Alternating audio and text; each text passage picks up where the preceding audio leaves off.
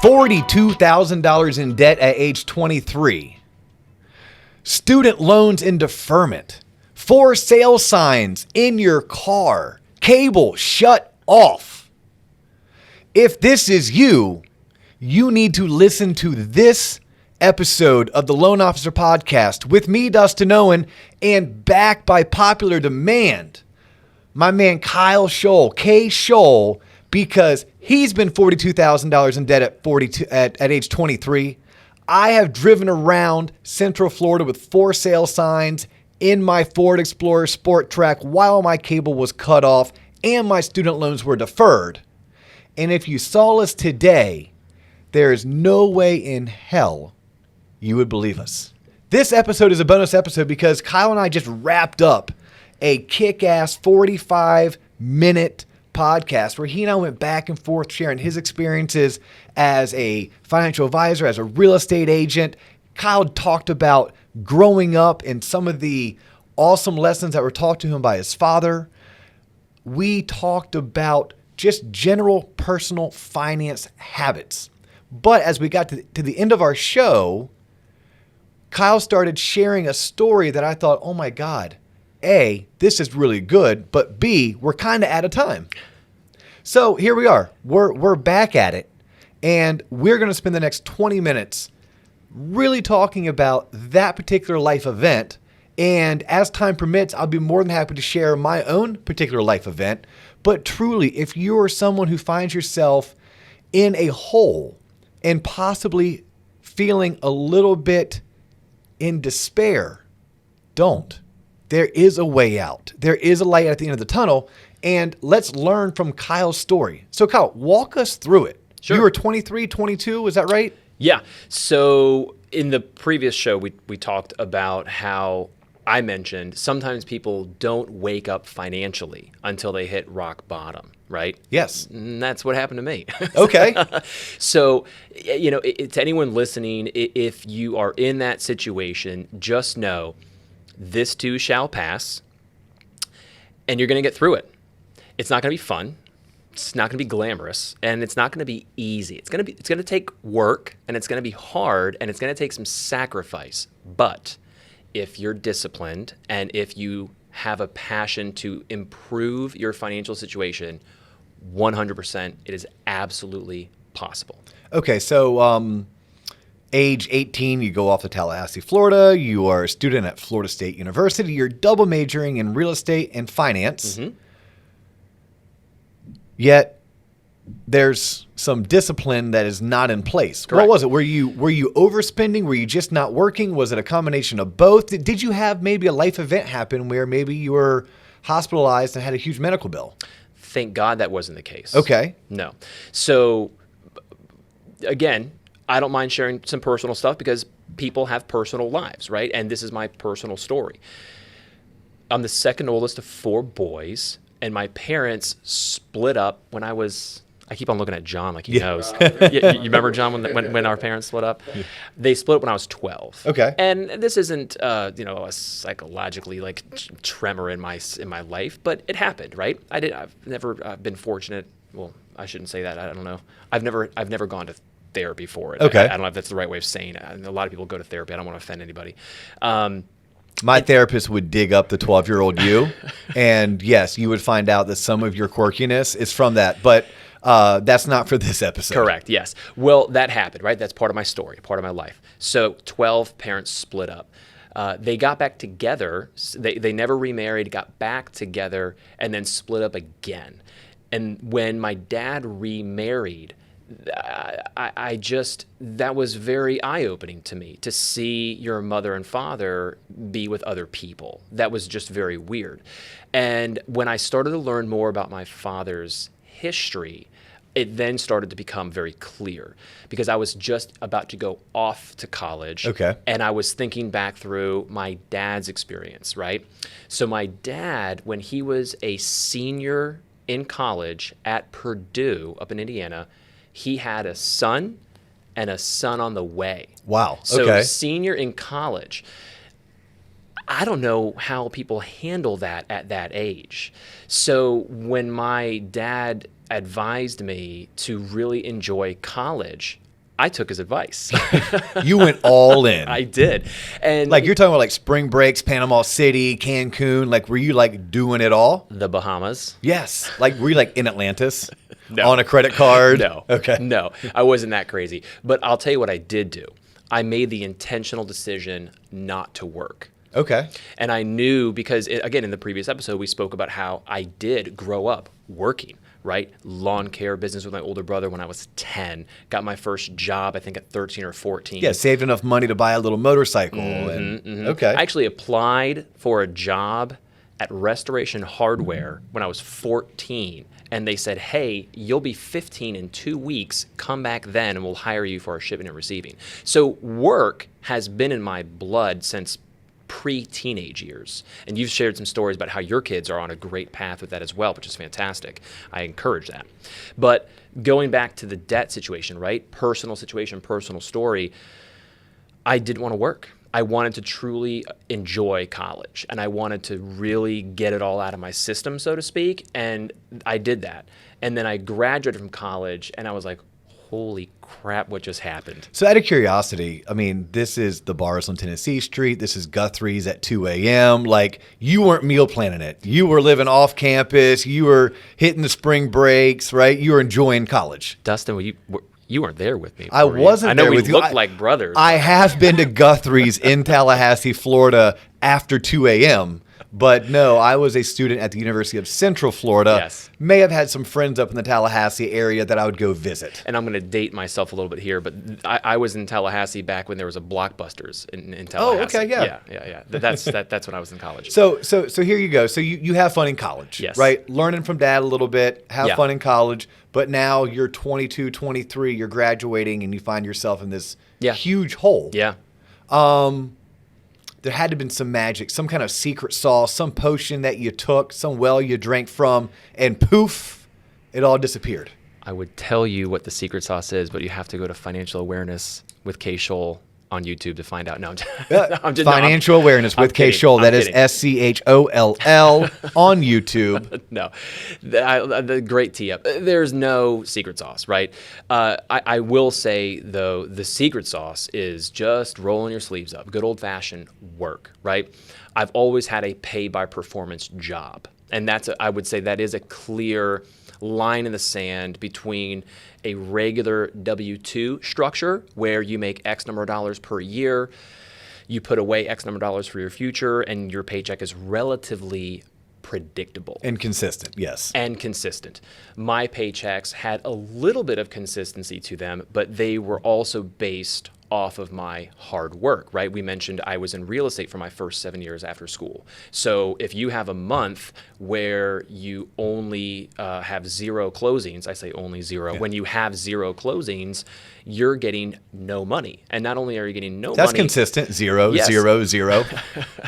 So I was in a pay by performance type of job. If you're listening to this and you're not in a pay by performance job, then you have to do a little bit more work. You have to either find a side hustle, or you have to go to your boss's office and say, hey boss, I would like more responsibility. I would like to earn your trust. I would like to learn what our company or what our organization needs for us to be a better organization. What can I do to help get us there? There's a term for that. Intrapreneurship. We did an episode on it probably about a month or two ago with Louis Valsaint.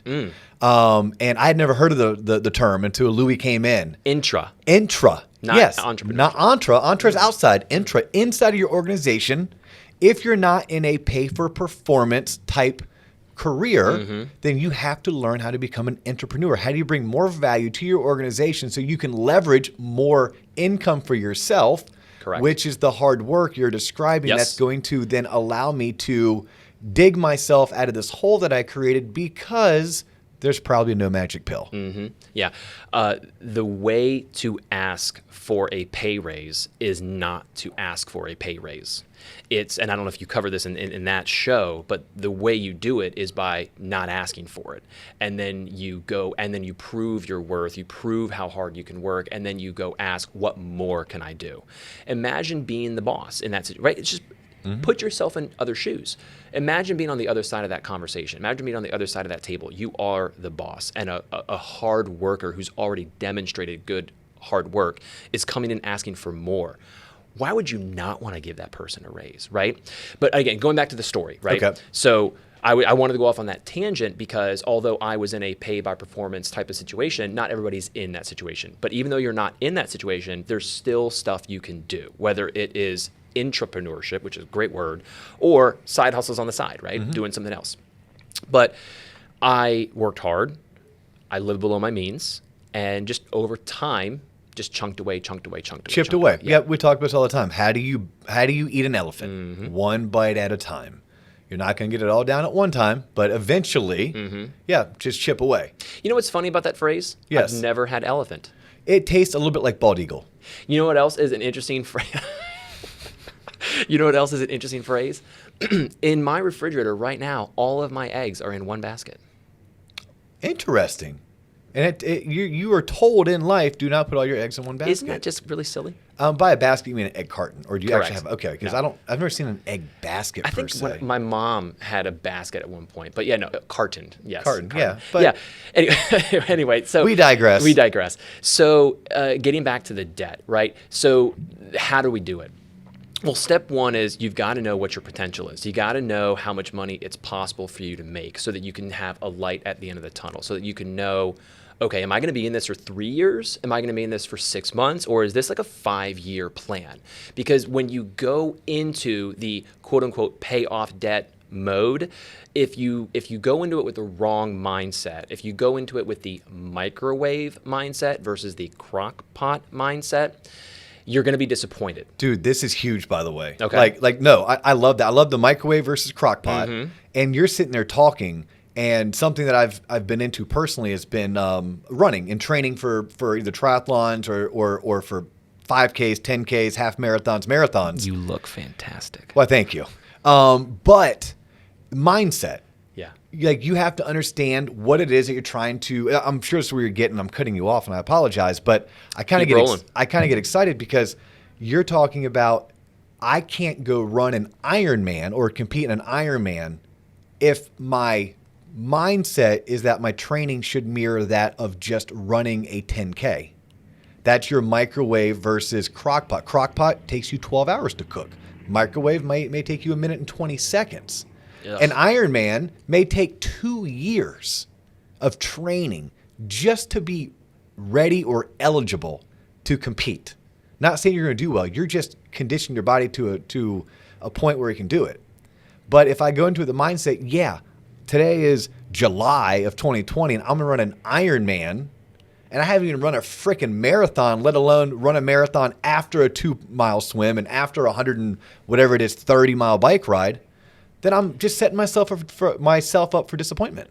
Good luck. Yeah. So, again, my apologies. No, you're good. I'm sure that's what you're getting at, right? Like, you have to look at your scenario and put together a realistic plan that is achievable, that you yourself cannot get discouraged while championing for your cause. I got another one for you. Okay. I love sharing these little nuggets because every time I get a nugget, it's like, it's so good. You want to share it with other people. Not a Chick-fil-A nugget, I don't share. No, not those. Not those. All conflict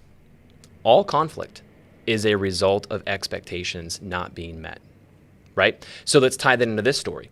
If your expectations going into paying off your debt are, I could do it in 6 months, I could do it in 10 months, and it takes you 2 years, well, when you're 7 months in, when you're 10 months in, and you're struggling and you're nowhere near your goal, you're going to give up. You're going to say the words, oh, I deserve this. I'm 7 months in. Nope, you don't deserve it. You're not there yet. You're not ready yet. Your expectations weren't set. So say that again, because I love that phrase. Yep. All conflict. Yep. So I stole this from somebody else that shared it with me, so it's not original. All conflict between you and your spouse, you and your kid, you and the people that work with you, your clients, your customers, all conflict is a result of expectations not being met. So if you can set the right expectations going into any scenario, you're going to have a great outcome because you're going to know what's expected of you, and you're going to know what's expected of your budget. You're going to know what's expected of how quickly you can accomplish your goal, whether it's paying off debt or whether it's anything else at your job or at life. How long did it take you to pay off your $42,000 in debt? And was it all credit card debt? Or are you lumping in student loans and credit cards into that? Or student loans and car payments into that? So my $42,000 was divided almost evenly, around 2021 in credit cards and around 21 and change in student loan debt. Okay. Because there's certain things like student loan debt that on a personal level, I can see as an evil necessity if it was taken down or taken out, the debt, in a educated manner that was responsible. Credit card debt, there's typically nothing responsible about it. And typically the decisions were emotional, not educated. Not thought out. Not thought out at all. The nickel beer at Potbelly's was not thought out. Well, because you showed up on non-nickel beer night and decided to stay. But that's a whole nother podcast and a whole nother story. But no, and it's an interesting concept because I'm curious because you said 42,000. How long did it take you to get out of the 42,000? And was there a method to your madness? Like you attacked one debt over the other, or was it just clean it all off as quick as possible? There absolutely was a method to the madness, and it all had to go. And my student loan interest rate was 3.75%. Which is cheap. It was cheap, Yeah. right? From a financial standpoint, I completely understand the argument of, hey, that debt's only costing you 3.75. If you invest it, you could earn more. I completely understand that mindset. That's a numbers game. But if I knew the numbers, I would have never gone into debt to begin with. Yeah. So getting into debt and getting out of debt isn't always about what's the interest rate, what's it costing you. It's sometimes an emotional or irrational decision. So I wanted to get it off as a goal. That was really the purpose. Wasn't, I could invest more. I just wanted to get rid of the debt. So I really didn't take it too seriously until I was 25. But I accumulated more debt, though. So it wasn't like you graduated, you noticed your debt load, and you said, bump this, I need to get rid of it. Yes. You graduated, got your first professional job, and it still took a couple more years, and maybe you added... So I paid cash for a car after college. Okay. That was a great move. Okay. That was good. But that car wasn't a good car. And so it left me on the side of a highway, and that wasn't pleasant. And I made an emotional, irrational decision and went out and got a more expensive car. And that was stupid. That you financed. Yes. Okay. Correct. So when I say added to the debt, then that was the debt. Okay, that makes sense. But I believe my student loans, because I remember calling my mom, I was so proud. My student loans were paid off by 25. I still had some credit card debt. I was playing the whole credit card game, but my student loans were paid off within 3 years. And the reason why I intentionally chose, and this is such a silly thing to say out loud, but it's what motivated me. They're not. Oh God, I'm escaping on the word. They're not bankruptable. Yeah. No matter where you go, no matter how far your life takes you, your student loans are not bankruptable, right? I could file bankruptcy and get rid of my house, get rid of my car, get rid of credit card debt, arguably, I think even get rid of medical debt as well. Your student loans are not bankruptable. The moment I found that out, it really did scare me. Even though the interest rate was so low, it motivated me, right? Again, going back to what is personal.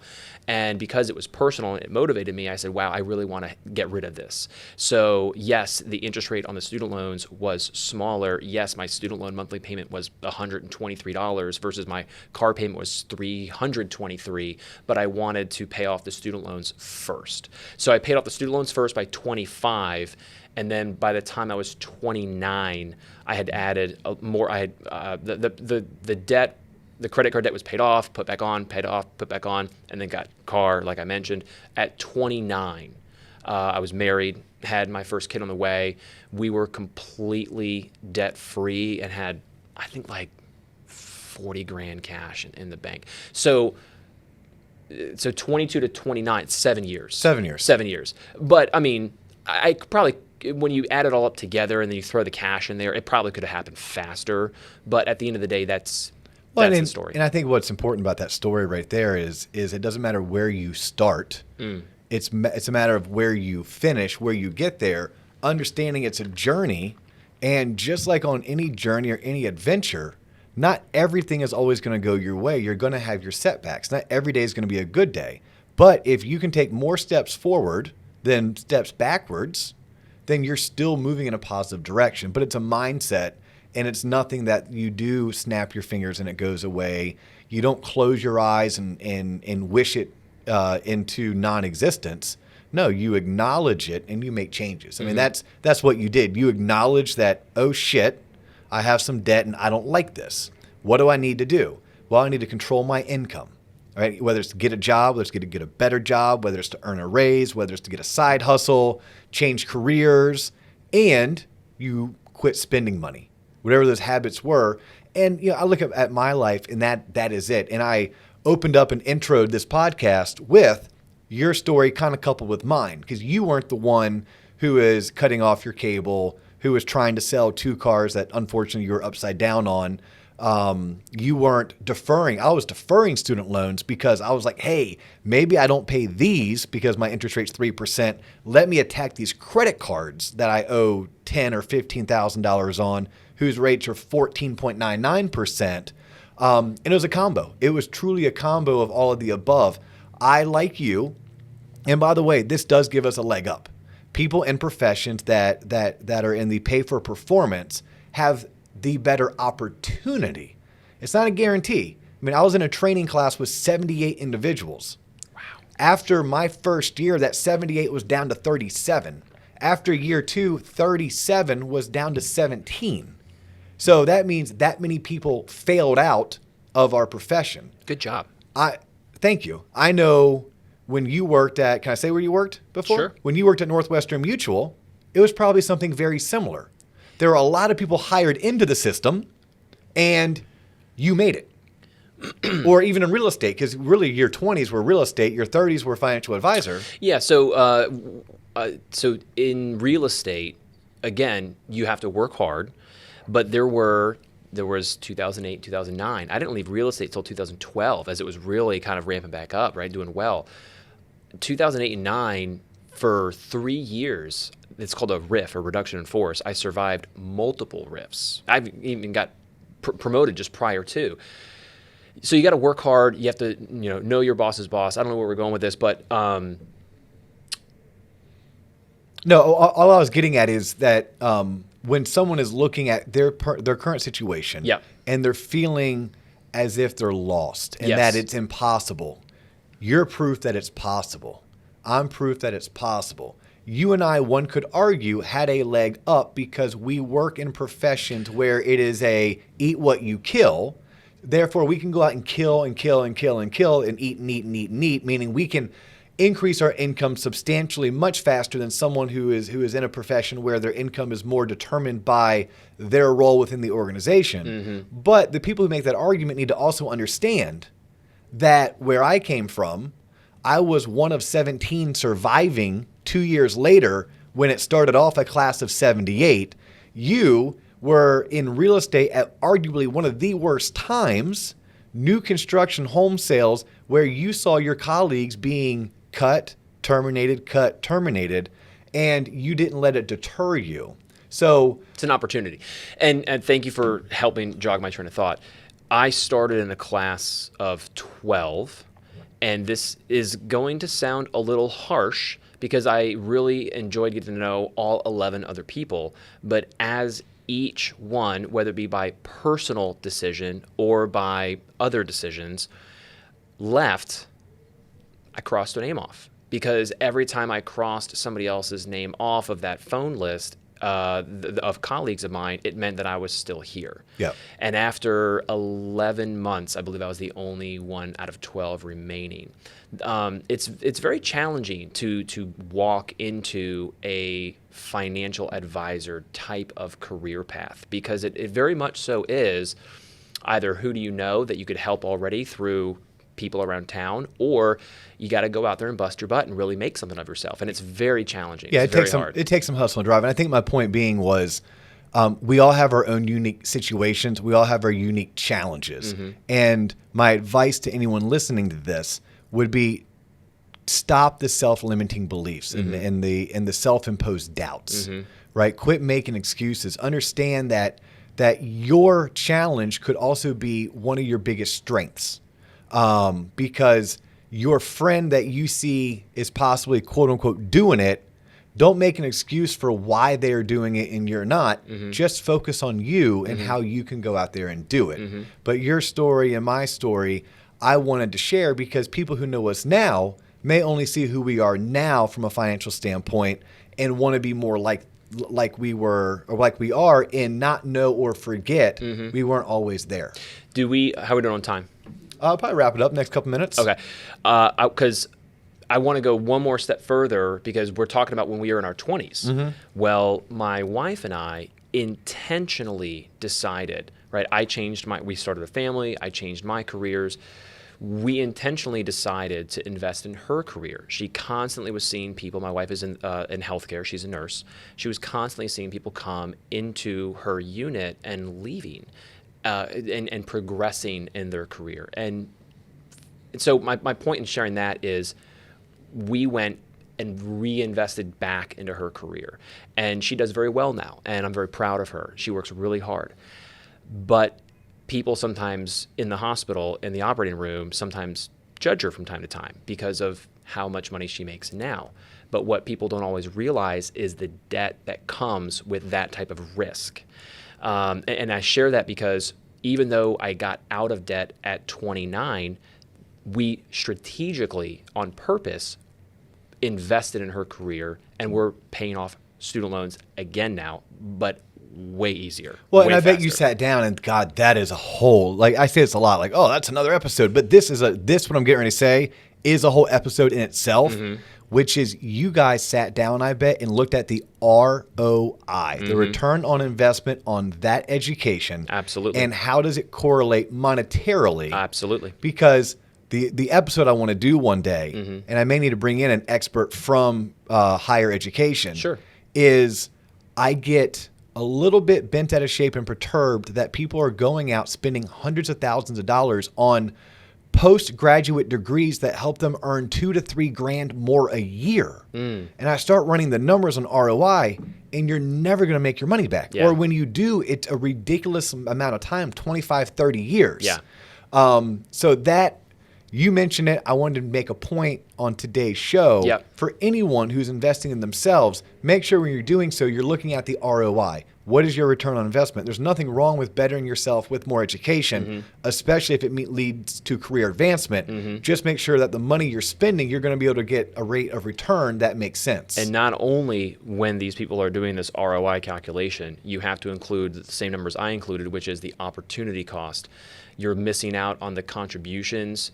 Because if you really stop your career and you go full-time student, not only are you not earning a living, you're also not investing in your retirement. You're not getting that employer match. So when you do that ROI calculation, you have to take all those other factors into consideration and make sure it's justifiable. Make sure it makes sense. In our situation, it absolutely makes sense. I think it was depending on which numbers and which metrics you use, it was either going to be a 3 or 5 year ROI. I think the way we were calculated as a 3-year ROI. And these are awesome conversations because for the audience, these are conversations that people who take an unemotional approach to money, that live a debt-free life, that are on a plan to retire and retire with money. Retire well. These are conversations people have. And it's okay if you're not there yet. That's why Kyle has his YouTube channel. That's why we do this podcast. It's that we can bring what we feel like is valuable content to the masses in hopes that more people can jump on board. Someone who has $42,000 in debt can listen to this and be like, okay, it's all right. Kyle basically told me, make more, spend less, and take a tactical approach to my finances while setting proper expectations. That's the secret sauce. I know it feels like we're wrapping Yes. up. The one thing I want to say, that was great. And what I want to add to that, which I feel like if anyone is in debt right now and they're hearing this, the other thing that they need to hear is stop comparing yourself. Oh, God, yes. Stop comparing you in debt to somebody that already worked hard and is out of debt, or already worked hard to grow their business, or worked hard to improve their financial life, and they're 5-10 years ahead of you. Stop judging yourself. Stop comparing yourself to other people, and recognize, be where your feet are. Know your lane. Stay in your lane, and don't get caught up in the keeping up with the Joneses. There you go. That is the worst, because you don't get to see behind their curtain. Mm-hmm. And I'm pretty sure you're not letting them in to see behind your curtain. But if more people did, what we would find is that you don't want to keep up with the Joneses. So what you said right there is paramount. I couldn't echo it times 1,000,000,000 wouldn't be enough. Because yes, stay in your lane. I love it. Stay in your lane. If you find today that you are not where you want to be financially, it's okay. It's okay. Start tonight. Start tomorrow. One step, one foot in front of the other, step by step, you can get there. If you need some words of encouragement, if you need some practical advice, if you need some entertaining videos that'll help you get there or help you stay on course, Kyle, YouTube channel. Financial Awareness with K. Scholl. He's K. Scholl. I'm Dio. This is the Loan Officer Podcast, and we are out.